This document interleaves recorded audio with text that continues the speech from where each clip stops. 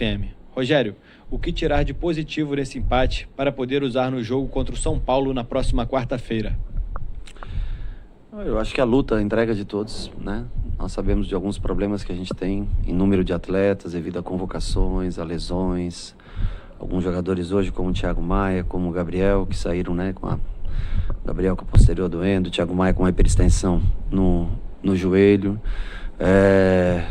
Mas nenhum momento nós deixamos de tentar. Tentamos de todas as maneiras fazer com que o time se tornasse mais ofensivo dentro das peças que a gente tem à disposição para ganhar o jogo. Eu acho que esse é o principal. E a parte de caráter, de entrega dos atletas. Você vê o discurso final deles dentro do vestiário. É impressionante o comprometimento, a vontade que eles têm de vencer. E é o que a obrigação que nós temos aqui é fazer com que o time vença, independente das circunstâncias que a gente tenha, os problemas que a gente tenha no momento. Pedro Henrique Torre, da ESPN. Boa noite, Rogério. Para o jogo contra o São Paulo na quarta-feira, qual a sua expectativa de contar com os lesionados Rodrigo Caio, Diego e Felipe Luiz e os convocados Isla, Everton Ribeiro e Pedro? Bom, o Pedro, como vocês acho que já devem saber, infelizmente foi cortado da seleção por uma lesão. Segundo o nosso departamento médico, o Rodrigo Caio e o Diego e Felipe Luiz não têm condições nessa semana de retornar.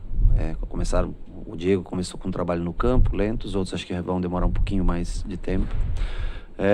Vamos ter que avaliar o Gabriel, né, até quarta-feira. Vamos ter que fazer uma avaliação também no Thiago Maia até quarta-feira. O Isla, acredito que pela distância, onde vai jogar, dificilmente chega em condições e normalmente joga quase o tempo todo. O Everton, pelo que jogou nesse primeiro jogo, foi muito bem na primeira partida com a seleção.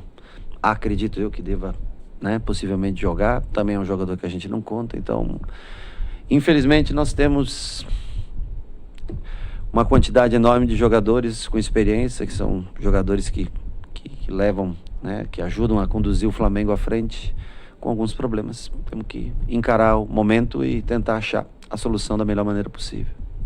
Isabelle Costa, do canal Paparazzo Rubro Negro. Boa noite, Sene. Na época em que era jogador, você era referência para bater não só faltas, mas também pênaltis. Na quarta, o Flamengo tem uma decisão que pode ser decidida nas penalidades máximas.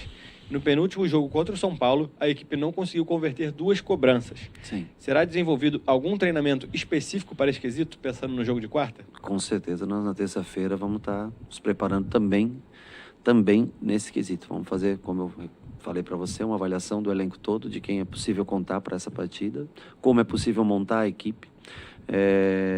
E um dos fundamentos que nós vamos treinar, sem dúvida nenhuma, são os pênaltis. Vene Casagrande, do jornal O Dia. Boa noite, Rogério.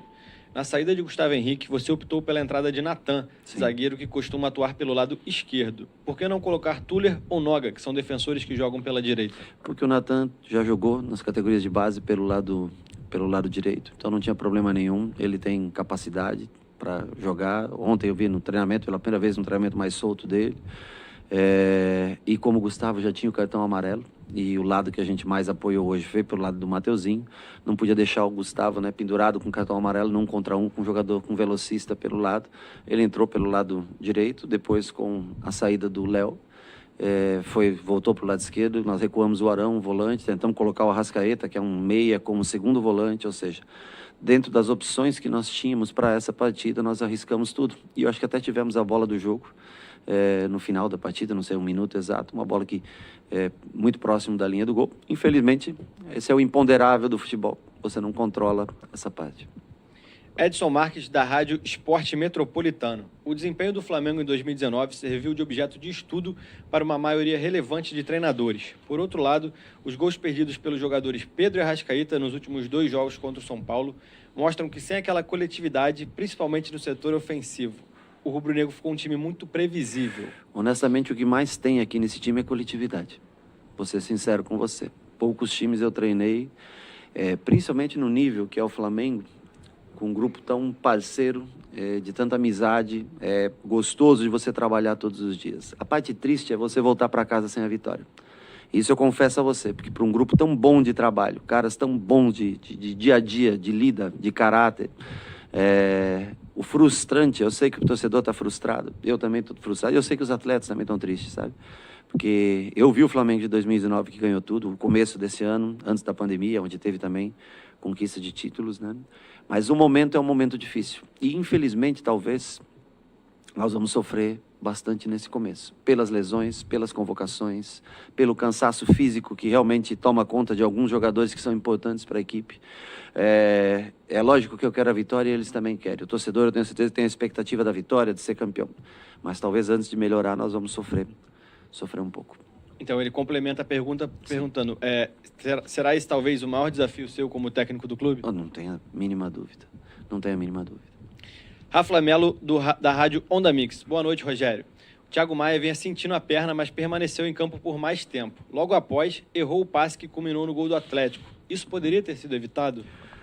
Olha, o Thiago Maia teve um choque, eu não sei exatamente o que foi, porque eu estava distante no campo. O departamento médico conduziu ele até a beirada do gramado, ele falou que estava ok, o doutor me passou que estava ok, entrou dentro do campo de jogo, tentou jogar mais um pouco. No momento, o primeiro sinal que ele me deu, que ele queria ser trocado, nós chamamos o Michael, entrou no lugar dele, ou seja, eu não posso substituir um jogador se ele está dizendo que ele tem a condição de jogo. No primeiro sinal dele, que ele não mostrou não ter condições de jogo, nós fizemos a substituição. É uma pena, porque é um jogador que eu gosto muito, né? E queria dar um jeito de colocá-lo em campo, e infelizmente saiu lesionado. Mauro Santana, da rádio Roquete Pinto. Rogério, Ramon é um dos jovens que se mostram mais preparados do Flamengo. Tem um estilo de jogo bem mais próximo ao Felipe Luiz, principalmente na saída de bola, além de ser bom na marcação. Já o Natan é o zagueiro que apresentou mais regularidade no Flamengo desde a lesão do Rodrigo Caio. Por isso pergunto, até porque você gosta de utilizar jovens, por que não escalar Natan e, na ausência de Felipe Luiz, o Ramon? Porque eu acho que a gente não pode abandonar uma dupla de zaga que já se mostrou muito consistente quando jogou em Santos, né? No caso do Gustavo, e em Atlético Paranaense, o caso do Léo. Eu não posso abandonar os dois. Eu acho que nós temos que dar oportunidade para eles. Assim como a zaga, os jogadores de base, os 3 jogadores que você cita, hoje o Natan já teve oportunidade, vão ser avaliados. São muitos os jogos. Natan e Gustavo, se eu não me engano, suspensos para a próxima rodada do Campeonato Brasileiro. Você pode ver que um dos jovens jogará novamente e nós vamos descobrir. A ausência do Rodrigo Caio, ela causa uma instabilidade para o seu companheiro de defesa. Eu acho que ele é um jogador muito importante, se tornou uma referência para o Flamengo, né? Então, todos vão ser testados e nós vamos descobrir qual é a melhor formação. A cada jogo que a gente passa, a gente vai colhendo mais informações. Edson Viana, da TV Globo. Boa noite, Rogério. Hoje você fez alterações importantes na defesa durante o jogo. Como fazer esse setor ter mais segurança do que vem tendo na temporada? Bom, para ter mais segurança, você tem que ter o mais tempo de bola possível, né? Trocar o maior número de passes sem se precipitar, ter o maior número de acerto de passe, um percentual alto de acerto de passe, construir o placar e, quando tem a oportunidade de fazer o segundo gol, concluir o segundo gol para ter uma tranquilidade maior no jogo. A partir do momento que a partida caminha com 1-1, os últimos 15 minutos, 20 minutos, o que nós tentamos? Correr um pouco mais de riscos, é claro, trazer o Arão para zagueiro, passar o Natan para o outro lado, colocando o Arrascaeta para tentar mais jogo de trás, já que a equipe adversária se fechava, né? Saía só em contra-ataques, correr riscos, que faz parte do jogo para quem quer vencer. Então, as alternativas que foram o Gabriel, até onde ele aguentou também foi, até o minuto 81, se eu não me engano, que é quando ele sai e entra o Lincoln, né? Bruno Henrique aguentou até o final, foi um guerreiro, um cara que também já está cansado, né? Da sequência de jogos. Enfim, nós tentamos o máximo possível. Recuamos um volante para a zaga, colocamos um meio atacante para jogar de segundo volante. As alternativas foram criadas, infelizmente nós não conseguimos concluir em gol. Marcos Coelho, da Rádio Tupi. Rogério, chegou a notícia da lesão do Pedro na seleção e, consequentemente, o corte. Qual é o tamanho da perda para o Flamengo nesse momento tão importante da temporada? Se considerado o cansaço do Gabriel, essa dor na posterior que ele sentiu, o Bruno Henrique que está vindo jogando quase todos os minutos, né? Ao menos nos últimos 180, jogou praticamente todos os minutos desses jogos. Para mim, pesa bastante a ausência do Pedro. E outra coisa, eu não sei nem que tipo de lesão qual avaliação, tempo, recuperação. Então, são muitos jogos, joga quarta, joga sábado, joga quarta, joga sábado. O elenco do Flamengo, que é um ótimo elenco quando está completo, e ele vai perdendo suas forças quando lesões, quando desfalques acontecem. João Pedro Granete, da coluna do Fla. Boa noite, Rogério. A Arrascaeta ganhou alguns minutos contra o São Paulo, hoje entrou aos 29 do segundo tempo e é uma das peças importantes do Flamengo para buscar a classificação na quarta-feira. Como você avalia a participação dele nesses duelos e também nos treinos? Tem condições de atuar 90 minutos pela Copa do Brasil? Eu acho que independente dele ter condições ou não, nós vamos tentar ao máximo colocar ele em campo no jogo da quarta-feira. Ele ontem no treino, quando foi começar o treino, infelizmente sentiu um incômodo no tornozelo e não pôde treinar com a gente ontem. Hoje eu sei que ele tratou, fez de tudo para estar presente no campo. Eu, para colocar ele pela beirada, como eu gosto dele pelo lado de fora vindo para dentro, ele não vai ter condição física no momento de fazer a função desse jogador, como ele e Everton já fizeram no passado, que é o que eu gostaria de ver. Então nós vamos ter que achar uma solução em uma posição que ele possa nos ajudar, porque é um jogador que tem muita personalidade, apesar da dor que sente, do incômodo que sente, quer estar presente, quer ajudar, mas a condição física para fazer um lado de campo atrapalha bastante. Enfim, resumindo para você, o elenco são caras ótimos de se trabalhar, ótimos de se lidar, de muito bom caráter. Mas é um elenco que está fisicamente bastante cansado e com muitas lesões, muitos desfalques. Isso atrapalha a formação para qualquer treinador. Pergunta nesse sentido aqui também, do Guilherme, da Rádio Bangu. Rogério, boa noite. O Flamengo recebeu Arrascaeta e Rodrigo Caio lesionados. Hoje Pedro sentiu a coxa e foi desconvocado. O quanto as datas FIFA e convocações têm prejudicado o Flamengo? Junto à pandemia e com esse caminhão de jogos que a gente enfrenta, muito. E outra coisa, o Everton, se jogar o próximo jogo, o que eu faço? Joga na terça? Joga na quarta? Não posso. Porque se eu machuco mais um atleta como esse, eu não vou perder a possibilidade do jogo de quarta-feira. Eu posso perdê-lo por mais tempo e tem jogos importantes de outras competições também. Então é uma situação extremamente complexa, delicada e nós vamos tentar resolver da melhor maneira possível junto com o departamento médico a cada dia, departamento de fisiologia. Vamos analisar cada atleta para ver o que é possível fazer de formação para jogos tão importantes que vêm a seguir. Luciana Zogaib, da Rádio Ferge. Boa noite, Rogério. As substituições na zaga demonstram insatisfação com o setor ou foram apenas pela questão do cartão do Gustavo Henrique e da necessidade de buscar o gol quando trocou o Léo Pereira? E para quarta-feira, voltam os dois?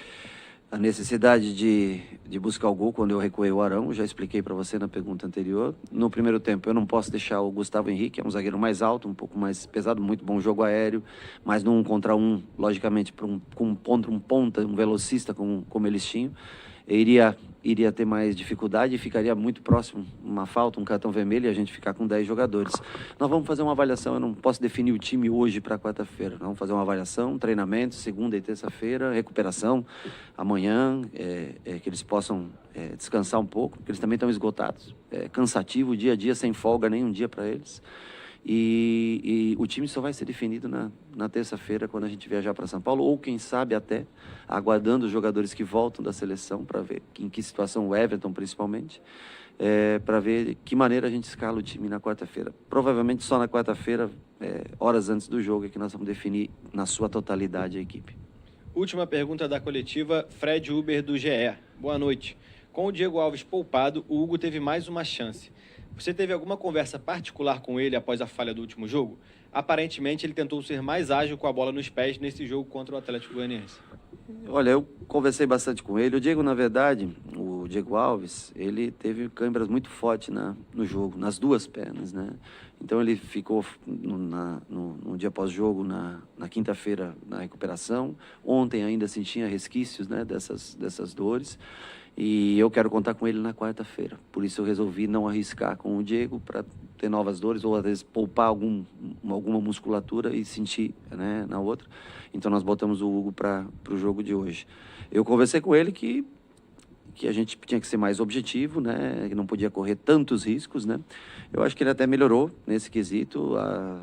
Aliás, teve um recuo muito parecido com o recuo do jogo, que ele já dominou a perna direita, botou uma bola longa, né? É o que eu falo para você, ele é um jovem de potencial e que vai errar. Infelizmente, a vida é assim, você aprende com os erros. Eu acho que hoje ele tentou corrigir, já, né, focado no jogo. É um menino bom, um menino de cabeça boa, mas o Diego para quarta-feira é o goleiro que começa a jogar.